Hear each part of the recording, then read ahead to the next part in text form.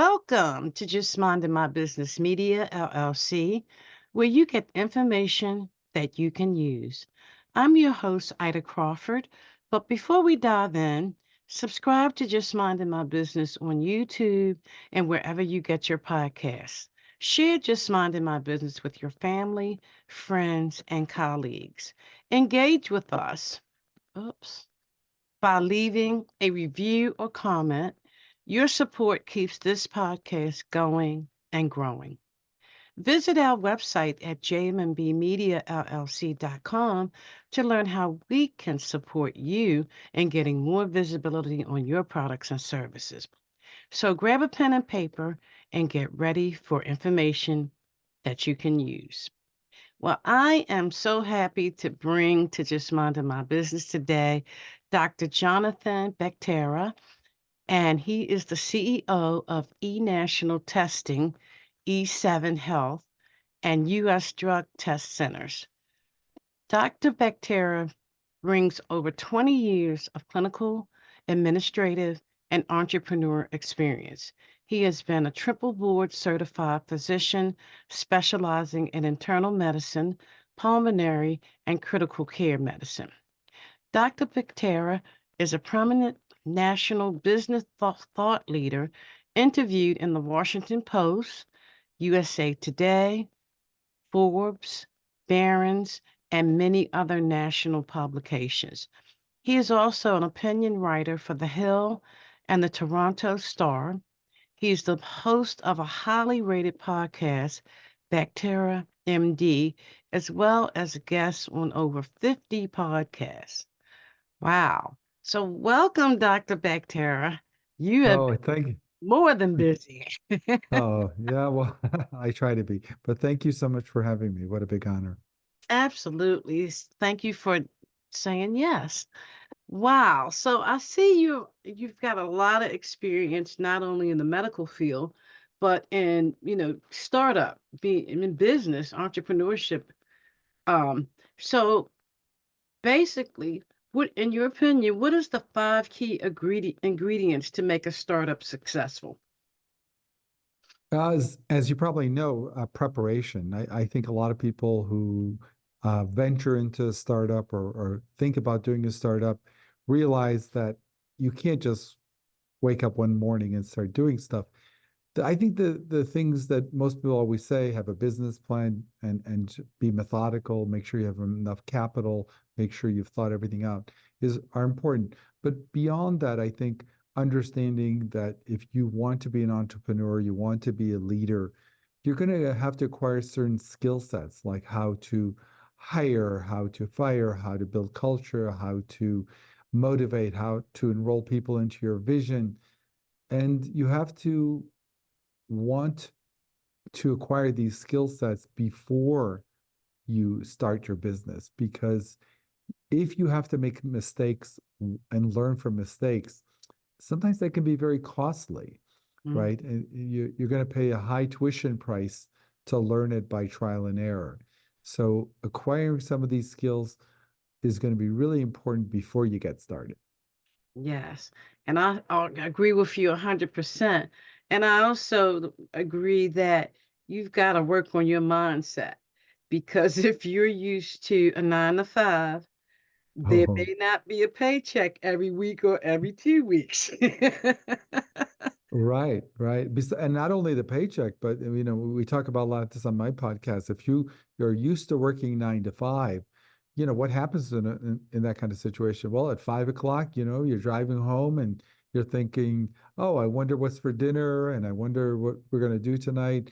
But when you're the owner, when you're driving home, that's not what you're thinking about. You're thinking like, oh, I got to email that guy. I got to tomorrow. I got to order that, and so it's Mm, the 9 to 5 mindset is, involves, yeah, you may not get a paycheck, but also you have to start thinking differently. You're when your day is done, you're not done. I mean, you may be done working, but your mind, is always on, especially when you're first starting out. So I think it's a different perspective when you're going from 9 to 5 to being an entrepreneur.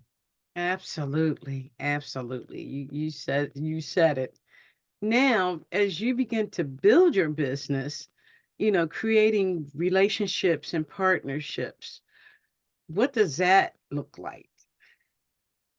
Even that requires skill sets, right? Because to have people enrolled into your vision, to develop partnerships, to develop relationships, requires different skill sets. For example, you can't talk to 10 people the same way, even though you're trying to relate the same message. Sometimes you have to calibrate how you serve up information to different people, to different vendors, to different staff, differently based on where they're at and where they're coming from. So even that ability to negotiate, to talk to vendors, to staff, requires skills to say, okay, I can't just say the same thing to 10 people the same way. I may have to calibrate. Some people like to hear it directly, some people may want to hear it in a different way.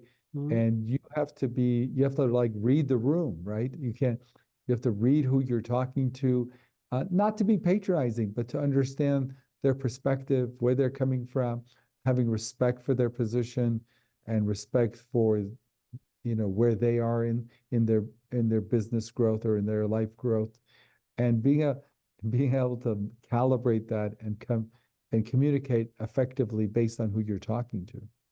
Yes. And there's so many different skill sets you need.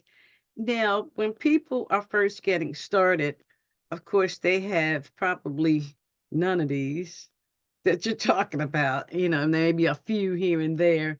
But how does one begin to understand the importance of communicating and, with different people? Well, the first thing you have to understand is that it's a skill. People a lot of times think that they have a good personality, people like them, they're funny, whatever, that's going to be enough. Now, that's of course going to be needed and helpful that you're a nice guy and people like you. But you have to mentor under someone or get that experience some way by, maybe having a position where where you climb the ladder in an organization slowly and you got to watch other people and learn and acquire those skills. But the danger is for people who haven't done that and want to acquire them when they're footing the bill. It's their business because, if you can't maintain staff, if you employee retention, staff retention, enrolling people that want to be in the fight with you to make the company grow. If you don't know how to do all that, you may have to pay a very, very high price doing it by trial and error rather than seeking out a mentor, seeking out other experiences prior to you doing it on your own that will help you navigate it as you start. Yes, and that's it's so much with entrepreneurship. It can become very overwhelming, and a lot of times, I'll say beliefs aren't as large as a mustard seed. So it can get very stressful emotionally, mentally, the whole gamut. So how do you advise entrepreneurs to work through those different feelings when they're in the entrepreneurship world? Yeah, I think it's different because especially if you're working 9 to 5, the buck doesn't stop with you. And what you're kind of describing from reading between the lines is everything is you. When you're the owner, whenever, somebody doesn't show up to work, if some supplies don't arrive, it's on you to solve the problem. And that's quite different than when it's sort of 9 to 5, because when it's 9 to 5 and you just like you stay in your lane, do your thing. But when you're an entrepreneur, when you're the boss, you don't have a lane, right? Everything is your lane. Right. Right. If you run a restaurant and the chef doesn't show up one day, guess who's the chef? I mean, it's you. And so that's a metaphor for a lot of things that entrepreneurs have to go through. And that can cause stress and that can cause issues. But you have to understand that that's part of what you're going to adapt to because if you want to reap the rewards in the long run of having your own thing and watching it grow, yes, you're going to have to, be often at the beginning, you don't have that much staff. You are the final stop where everything Mm. comes to. So it's just being prepared and understanding that, especially early on, everything's going to fall back on you before you have staff, processes, departments. Everything's going to come to you. So, do you work with people to help them navigate this area? Because it can be a lot. Yeah, yeah. I mean, I certainly have mentored a lot of the staff that, we work with, that I work with. But, on my podcast, for example, at Baktari MD, my whole second season, we're doing Crash CEO School, where we go over these skill sets that you need, how to hire, fire, mentor, and enroll people into your vision, how to build culture. Yeah, so we do that, and we give out that information on my podcast to teach people the actual technical skills of how to land the plane. Oh, okay. Because people need that for sure. Because I mean, it's easier said than done for Yeah. sure. Yeah, it's not a soft skill. People think it's being a leader is a soft skill, but it's you actually have to go acquire the skills. So when does your podcast air? We're on every Wednesday, but if you just go to Baktari MD on YouTube or on Spotify or whatever, you'll see Crash CEO School under that.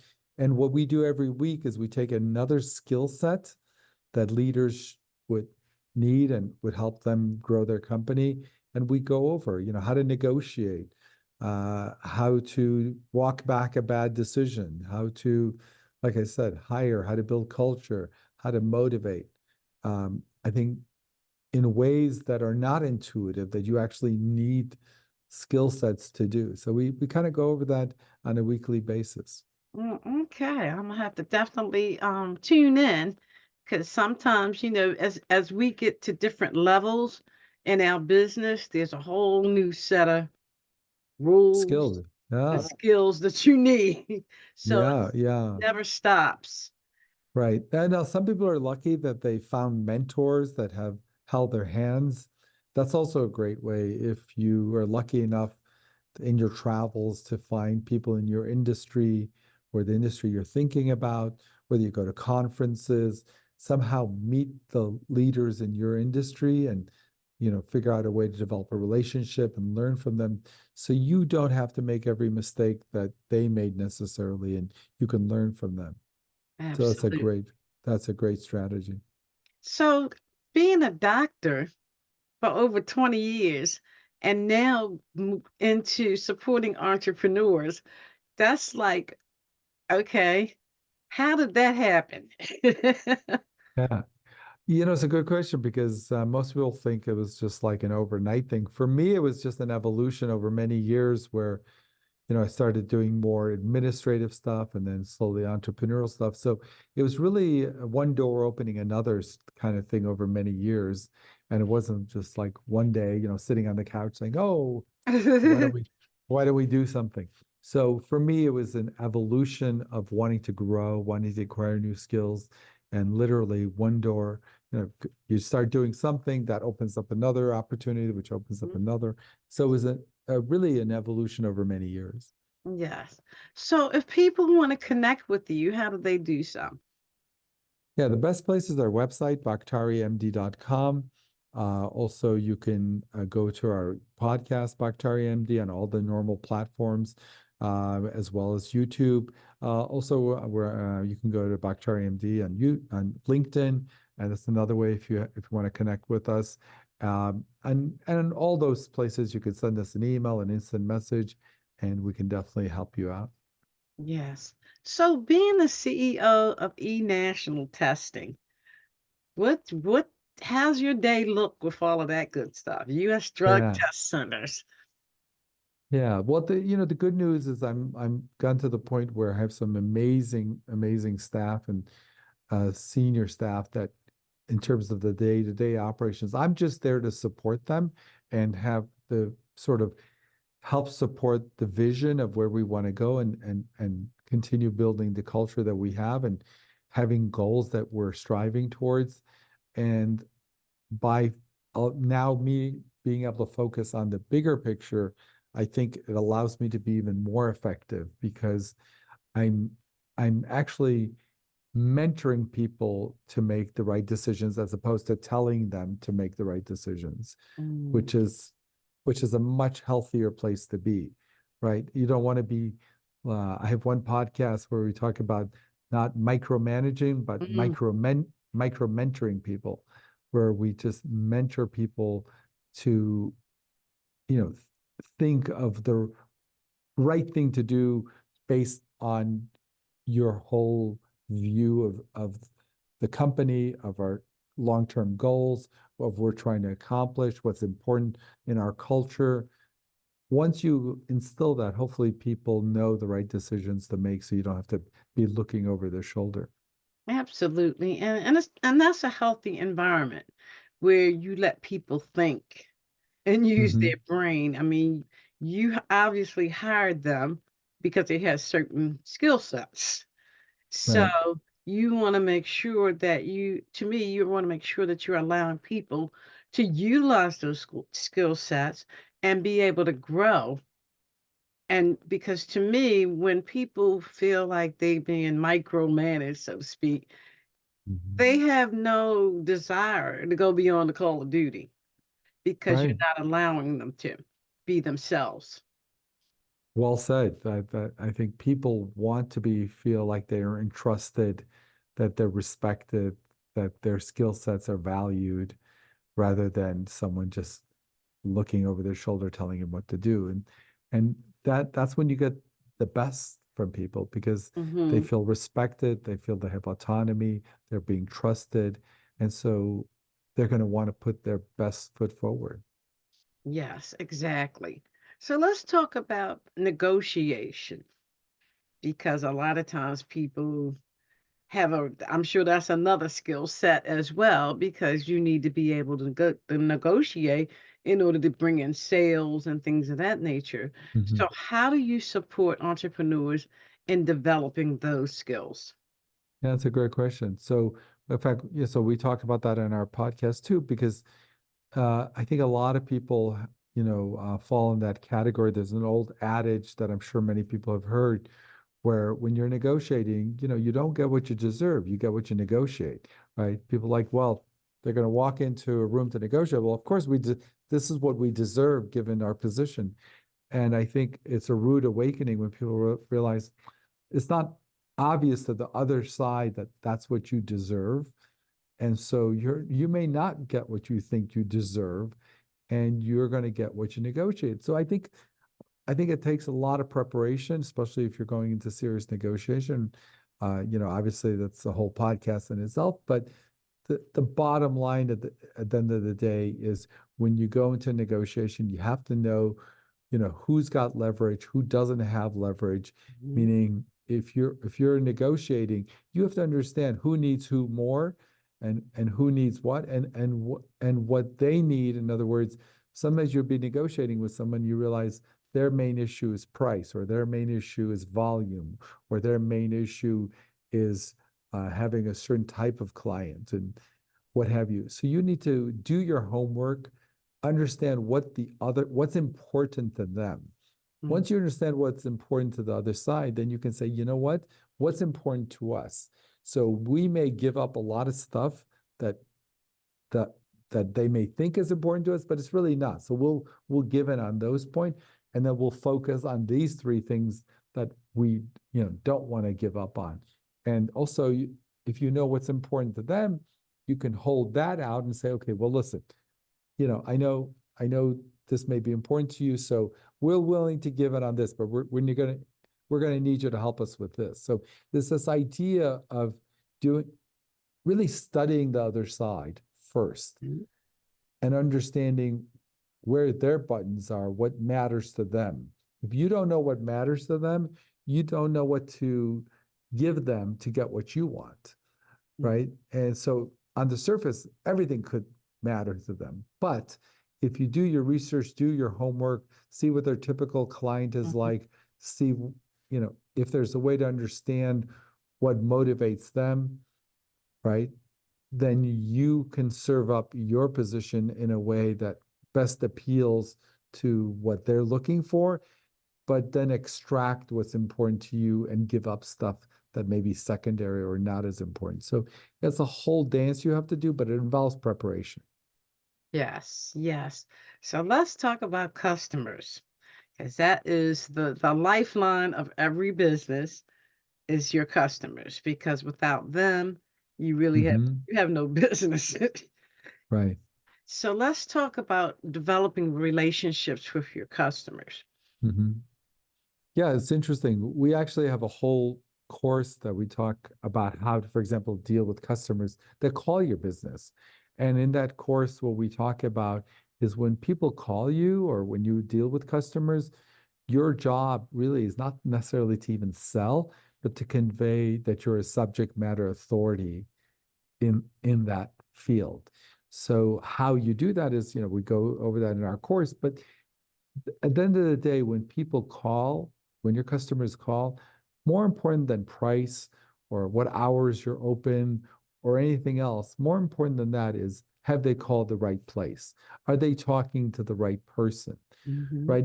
Well, I think about it. Even if you want to hire a new gardener, I mean, what's the main thing you're really concerned about? Is this guy is he the right person? I mean, is he or she the right person? If you want to hire an interior decorator, if you want to hire anybody, what's the first thing that supersedes everything else? Is am I talking to the right person? Is this the subject matter expert on what I need? And if you can convey that you are the subject matter expert on what this other person needs, you'll be shocked. Price objections go away. Everything often falls to the side once your customers feel that you are the subject matter expert in whatever field they're looking at. Oh, that's very interestingly put. Yeah, because your customers are important because like I said, you have no business without them. Mhm. But understanding what they're looking for, just like with looking for, like you said, looking for a gardener or whatever, you need to understand what they're looking for and make sure you can deliver. And if you can't, refer. Right. Well, yes, and they'll come back to you when they actually do need you. And we talk about that too, right? If it's something that's out of your wheelhouse, believe it or not, by you then actually redirecting them when they actually need what you really do, you'll be the first person they'll call because they're like, oh yeah, they were so straight with me. They said, hey, you should go here. So when you actually do need what they do, they'll be top of mind. Yes, yes, indeed. Wow, there's so many different things we could talk about. But one more thing, reinvesting into your business, putting resources back in. Most people usually do that unconsciously, but Hmm.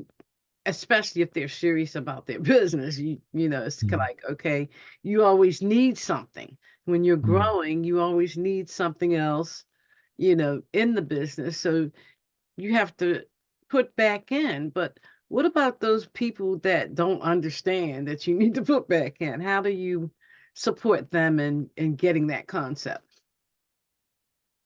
It's interesting because if you want your company to grow, whether it's investing in more staff, more technology, y- there's an ROI, a return on investment, which is short term, but there's a lot of ROI that's medium to long term. And as a new entrepreneur, you have to not just be focused on what gives you short-term return on investment. Meaning, Mhm. if I hire one more person, how is that going to impact, our return on investment in a month from now? Sometimes you do things that are for medium to long-term investments. For example, technology or investing in marketing or branding.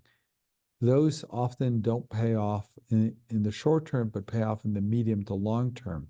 Mhm. So once you realize that any kind of reinvestment in your business, you need to, in your own mind, say, okay, this investment, okay, we're sending out an email blast, and that's going to be pretty much immediate. People are going to respond and we'll get some business.